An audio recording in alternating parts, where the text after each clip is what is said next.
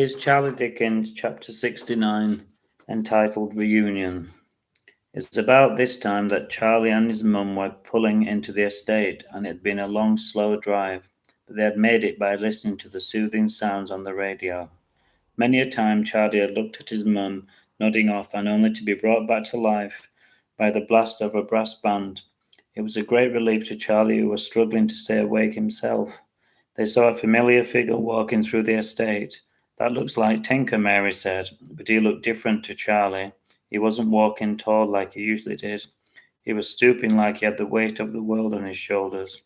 Charlie was amazed. It was someone that he always looked up to, but now he looked like a broken down old man. They stopped the car outside their house, and Tinker was leaning against a lamppost as if it was holding him up. He looked as deflated as an old balloon. It was strange seeing him looking so glum, thought Charlie, as he was usually so full of life like a spark plug. Even Mary looked concerned, and she invited Tinker in. He sat in the armchair looking as if he was going to fall asleep. You look like you've been in a boxing match, Mary said, as she surveyed his sprawling frame. She was joking, but she didn't know how close to the truth she was. Tinker hadn't eaten all day, and when he tucked into his lovely hot steak pie, he could feel his strength and his brief happiness returning.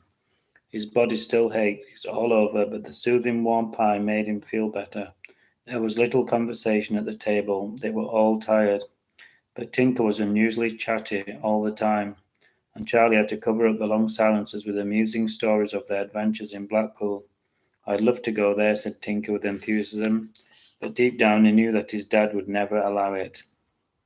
He had too many jobs for him to do, and as Charlie's mum began to clear the plates, Tinker gave Charlie a look, and they headed for the bedroom.